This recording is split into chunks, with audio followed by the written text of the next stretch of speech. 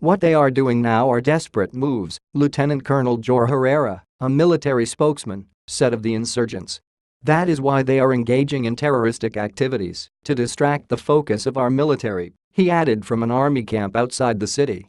He said troops had started to move around the besieged city of 200,000, extracting residents who were trapped inside their homes when members of the extremist Abu Sayyaf group, backed by the radical Mop gang, attacked on Tuesday.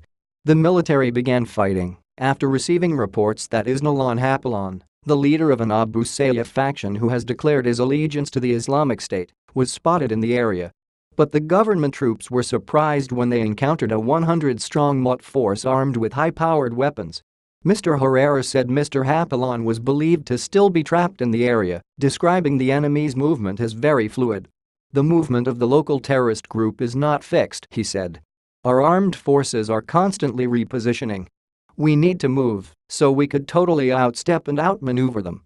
We have identified targets that we need to clear, and we need to neutralize the remnants of this local terrorist group, Mr. Herrera said. Fighting was concentrated in at least 3 villages on the outskirts of the city, and troops have been moving into the area to clear militants. Helicopters armed with machine guns tried to flush out the insurgents who had taken a bridge in the city, Reuters reported. Mr. Herrera said about 40 rebels were still believed scattered around the city. There was no word yet on the fate of the priest and his fellow hostages.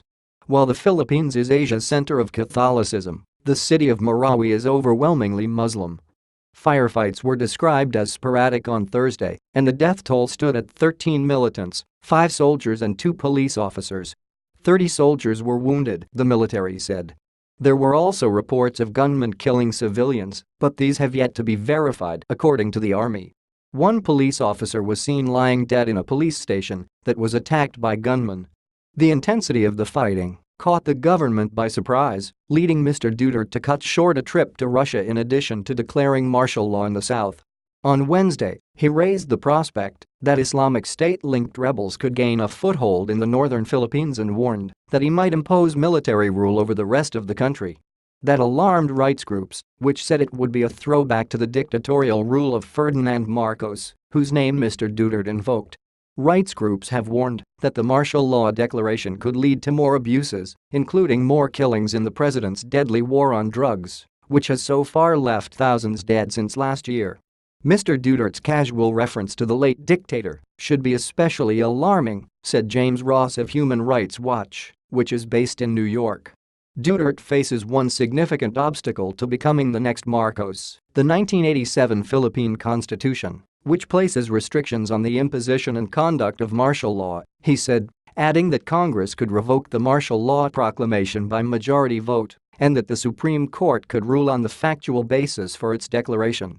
Already, several lawmakers have voiced concern, with the opposition leader Francis Pangilinan vowing to vigorously oppose a nationwide martial law declaration. While there may be isolated terrorist acts in these areas, there exists no Visayas-wide nor a Luzon-wide invasion or rebellion to merit a declaration of martial law, Mr. Pangilinan said, referring to the president's threat to expand military rule to the central and northern islands to cover the entire country. Continue reading the main story.